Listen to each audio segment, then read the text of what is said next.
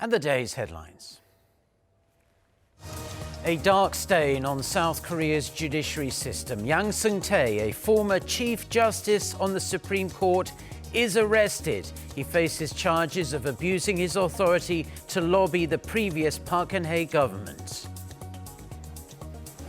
South Korea slams Japan after yet another Japanese military patrol plane flies at low altitude over a South Korean warship. The South Korean military calls it a provocative act.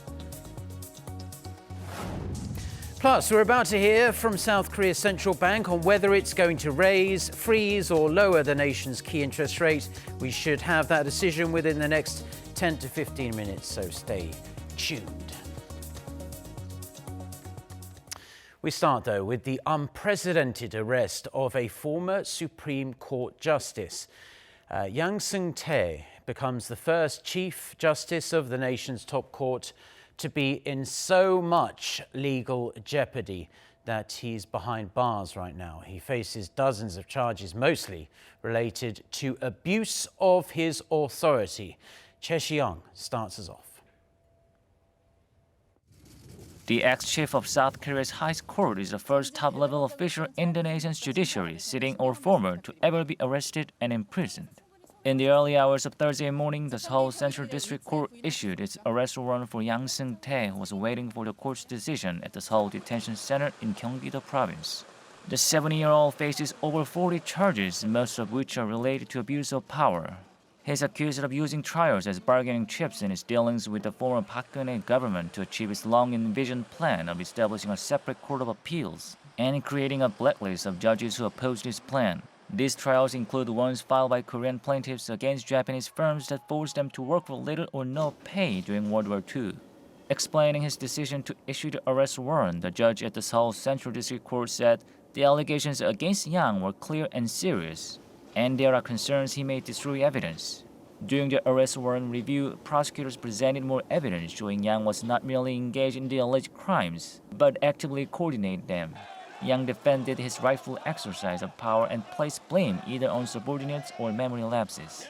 Yang will now attend trial hearings from the Seoul Detention Center. Since he was a former head of the judiciary, it's likely that he will be placed in a cell separate from other inmates, as was the case with former President Park Geun-hye, also detained at the center. Che Si-young, Arirang News. The North Korean leader's right-hand man, Kim Yong-chol, who met with U.S. President Donald Trump and U.S. Secretary of State Mike Pompeo in Washington recently, has briefed Kim Jong-un himself on the results of those meetings. And Pyongyang state media says Kim Jong-un also received another letter from President Trump. Kim Jong-un said Trump has shown, quote, extraordinary determination and willingness in holding a second summit. And he stressed that North Korea and the US will take steps together towards their ultimate goal. The North's top nuclear negotiator, Kim Yong-chol, spent 3 days in Washington last week, where he is believed to have discussed the second Pyongyang-Washington summit and the nuclear issue. The summit is to take place late next month, but the location has yet to be announced. A North Korean art troupe is heading to Beijing for a concert to celebrate 70 years of bilateral ties between North Korea and China. According to Pyongyang's state media, the Korean Central News Agency, the art troupe left Pyongyang yesterday afternoon and is led by Lee Soo-young, who is the vice chairman of the regime's ruling party Central Committee. The train carrying the artists and musicians is expected to arrive in Beijing this morning, so in the coming hours. They were invited by China's International Liaison Department as the two countries seek to foster stronger ties after their summit earlier this year. The art troupe will be performing for 4 days, starting this Saturday at Beijing's National Center for the Performing Arts. A Japanese patrol aircraft has once again conducted what Seoul is calling an aggressive, low-altitude flight near a South Korean warship. This all happened on Wednesday afternoon in South Korea's exclusive economic zone near Eodo Island. Seoul's defense ministry has strongly condemned the provocative close-range flight. Those are the words the military use there and the Defense Ministry. Our Park Ji-won has the details. On Wednesday, a Japanese P-3 aircraft conducted what South Korea says was an aggressive and threatening low-altitude flight near one of its warships. It happened in South Korea's exclusive economic zone near the nation's southernmost island of Yeoudo. The South Korean ship was on a routine operation when the Japanese aircraft approached as close as 540 meters at an altitude of just 60 meters. Normally, military patrol aircraft give other countries' warships a berth of at least a couple of thousand meters in distance and at least 300 meters in altitude since they can identify ships from that distance. The South Korean vessel sent more than 20 messages to the Japanese plane requesting that it change its course because it was close enough to identify the ship and was flying in a threatening manner. The ship also sent a message saying it would have no choice but to defend itself if the plane continued to approach. And that was the one and only point the Japanese pilot responded to, never answering what was the intention of the flight, even though he was asked yet one more time. The fact that Japan has conducted another aggressive low-altitude flight, despite South Korea's clear requests that it prevent this from happening again, is an unambiguous provocation against a ship belonging to a military partner. Thus, we cannot help but question Japan's intentions, and we strongly condemn Japan's actions. Should this happen again, we will respond in line with our military's code of conduct. South Korea's Defense Ministry summoned the Japanese military attaché at 5 p.m. Wednesday to deliver a strong protest. Similar aggressive low-altitude flights had happened twice this month already, on the 18th and the 22nd. They raised questions about Japan's intentions, especially when the neighbors were already at loggerheads of the first incident late last month when Japan claimed one of its planes was targeted by a South Korean warship. South Korea said it has scientific evidence that its targeting radar was not used at the time. A military expert in Seoul said Japan is trying to provoke the South Korean Navy into use the targeting radar to build a case against it. Meanwhile, South Korea's Defense Minister Jongun said during a press conference earlier in the day that he thinks Japan seems to have political intentions. Park Ji-won, Arirang News. Now, South Korea's foreign minister has held talks with her Japanese counterpart on the sidelines of the World Economic Forum that's taking place right now in Davos. They discussed pending issues, including Japan's recent low-altitude flights near South Korean warships, as our G1 was just reporting on. Kang Kyung-hwa expressed deep regret over the incidents to her Japanese counterpart Taro Kono, including the one that happened just hours before they met. She called for a swift resolution of the dispute through close consultations. The ministers also addressed the forced labor rulings where Japanese companies were ordered to compensate Koreans for their unpaid work during World War II. They also discussed the latest developments regarding North Korea's denuclearization and agreed on the need to build forward-looking bilateral relations. Now, it's fair to say there's still a huge gap between South Korea and the United States on sharing the cost of American troops stationed on the peninsula. There are around 28,000 of them here. The allies are still far apart as well when it comes to the length of the agreement. EG1 reports. The U.S. is requesting that South Korea pay $1.2 billion a year towards their defense cost sharing. This is around 1.3 times more than what Seoul is currently paying. According to Arirang sources on Wednesday, the U.S. had asked for a whole new figure of $1.25 billion in their 10th round of negotiations held in December last year. This comes despite the 9 rounds of talks between Seoul and Washington last year to sign their special measures agreement for the coming years. The U.S. delegates reportedly added that the order is said to have come from the top. To this, the South Korean delegates reportedly said that the South Korean people's psychologically acceptable figure is under 1 trillion Korean won, which is $886 million. This is still $35 million more than what Seoul paid last year. The U.S. reduced their request to $1.2 billion, but told South Korea that they cannot accept anything less than $1 billion. The two are also known to have big differences over the length of the agreement. Due to various issues, including efficiency, the allies had been agreeing to 5-year deals from 2008. The latest deal was implemented in 2014 and expired at the end of 2018. However, at the 10th round of talks, sources say Washington requested that the agreement last for only 1 year. Seoul said that was unrealistic and pushed for the usual 5 years or 3 years. The South Korean delegates had high hopes of reaching an agreement in their 10th sit-down, as they seemed to be finding some middle ground in their previous session. But Washington's whole new request came as a surprise, and the Korean delegates are said to have expressed strong regret over it, with no final agreement reached. South Korea's Foreign Affairs Ministry said it is currently working with the U.S. at various levels to come to an agreement. The Special Measures Agreement covers the cost of American troops stationed in South Korea, which includes areas like payroll for South Koreans in the U.S. bases, construction, and logistics. Under the previous deal, South Korea contributed around $850 million in 2018, with the inflation rate taken into account. The amount is about 50% of the total cost. 이지원, Arirang News.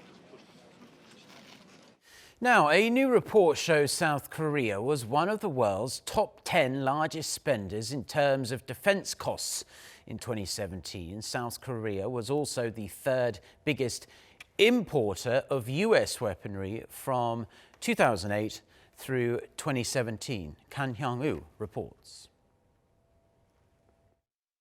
On Wednesday, South Korea's Defense Agency for Technology and Quality published its annual analysis of the world market for defense products. According to the 2018 Global Defense Market Yearbook, South Korea had the world's 10th biggest budget for defense in 2017 at $39 billion. The United States topped the list at $610 billion, followed by China and Saudi Arabia. South Korea's defense spending took up about 14% of its national budget for 2017, a $5 billion increase from the previous year. From 2008 to 2017, China saw the highest rate of growth in defense spending with an increase of 110%. India and Russia followed with 45% and 36% respectively.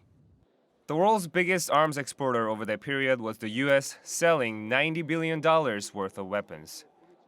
South Korea was the world's third largest importer of American weapons, with a total of $6.7 billion, showing Seoul's heavy reliance on its allies' military products for its national defense. The Defense Market Yearbook did not itemize each import or export product, but South Korea has purchased major defense platforms from U.S. manufacturers, including Lockheed Martin's F-35A stealth fighter jets and Boeing's P-8 maritime patrol aircraft. 간영우, Arirang News.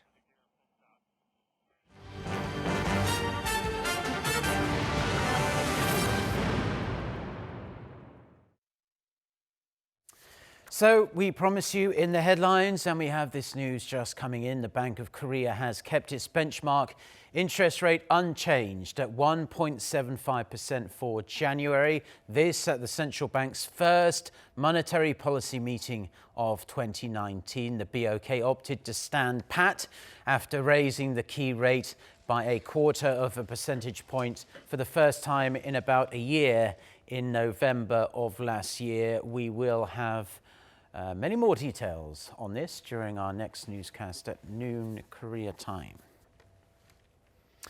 South Korea and the United Kingdom have set up a special communication channel as the deadline for Britain to leave the European Union edges ever closer. There are concerns in Seoul that if the UK leaves the EU in a no-deal Brexit, it could have a huge and negative impact on the tariff benefits currently enjoyed by South Korea. Lee Sung-tae reports.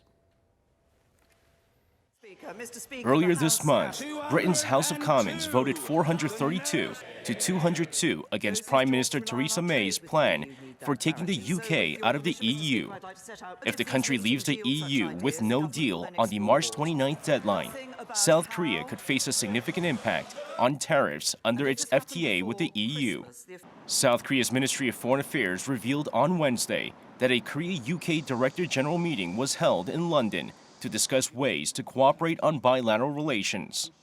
The two sides discussed ways to minimize the negative impact of Brexit on economic cooperation, trade, and investment between the two countries. Britain promised to closely communicate and share its progress with South Korea by setting up a hotline. Through the communication channel, Britain believes it will be able to promote a South Korea-UK FTA in a swift and mutually beneficial way. In 2017, South Korea posted a record-high trade value with Britain at $14.4 billion. Lee Sung-tae, Arirang News.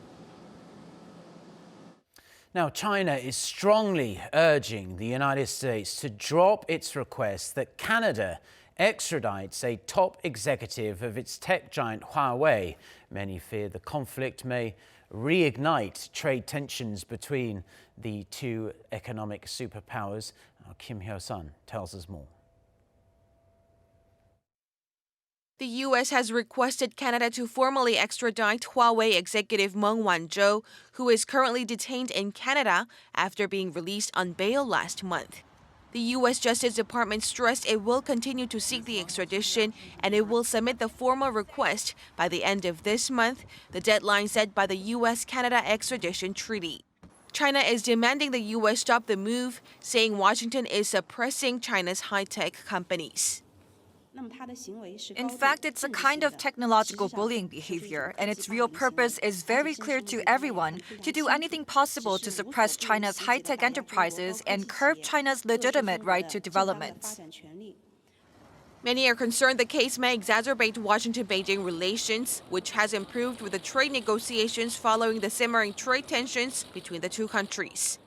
Meanwhile, Huawei Chairman Liang Hua addressed the Davos Forum on Tuesday, explaining that the company could pull out of partnerships in hostile countries and move to countries that welcome the company. Kim Hyo-sun, Arirang News.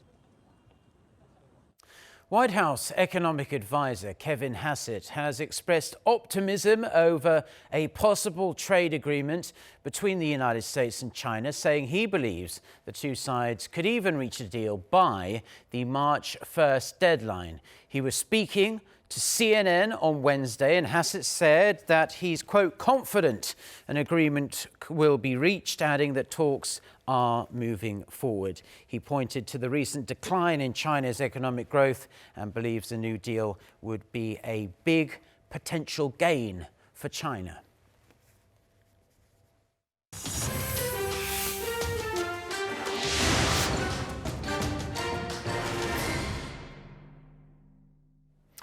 U.S. President Donald Trump says he recognizes Venezuela's opposition leader as interim president of the South American country. Trump is also urging other world leaders to do the same. For more on this and other news from around the world, let's turn to our No Adam. So Adam, with Trump's comments adding to this pressure, it seems that President Nicolas Maduro is feeling the heat to step down. That's right, Mark. Tens of thousands of Venezuelans as well have taken to the streets nationwide in protest against Maduro, but he is standing his ground. He is refusing to cede power. His second term, which began earlier this month, has been widely considered illegitimate by the international community. Venezuela's economy has also plummeted during the socialist leader's rule, which has also angered the Venezuelan public. Opposition leader Juan Guaido has been calling on Venezuelans to rise up against Maduro. He has also called on the country's military to disobey the government. Speaking in Caracas, Guaido vowed to lead a transition government and hold free elections. Meanwhile, at the White House, President Trump said all options were on the table regarding Maduro's government. However, he did not elaborate on what those options were. An announcement about Venezuela today. Some administration officials told reporters on a conference call that all options are on the table. Are you considering a military option for Venezuela? We're not considering anything, but all options are on the table. Does that mean you're considering those? We're just all options, always. All options are on the table. In Trump's statement on Wednesday, he also called on other nations to join the U.S. in recognizing Guaido as interim president, and a host of countries have done so. Maduro, angered by Trump's stance, has given American diplomats 72 hours to leave the country after breaking diplomatic relations with Washington. U.S. House Speaker Nancy Pelosi is officially postponing President Trump's State of the Union address until the U.S. government is fully reopened. She had initially invited him to deliver the address next Tuesday, but she has since urged him to postpone it due to a lack of security, she said, amid the government shutdown.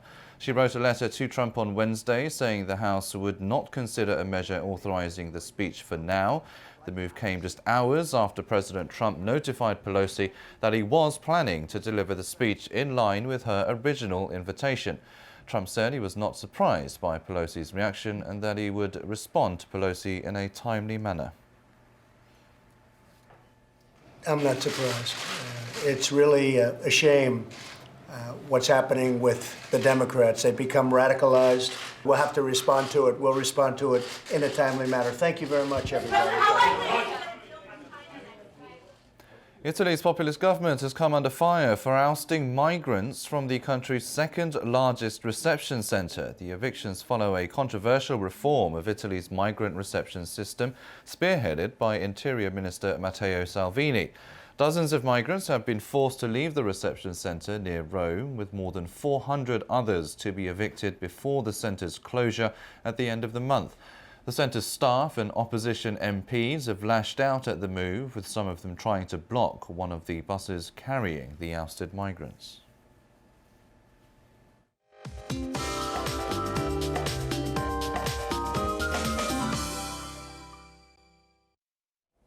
Good morning. It's a freezing morning that we are having. In fact, parts of Gangwon province are under a cold wave advisory. And it is likely morning lows will stay near seasonal averages for a few more days. But cold air and winds have brought cleaner air to the peninsula. Most areas will be able to breathe in good to normal air throughout the day today. But with the lack of precipitation this winter, we can feel that the air is getting drier and drier each day.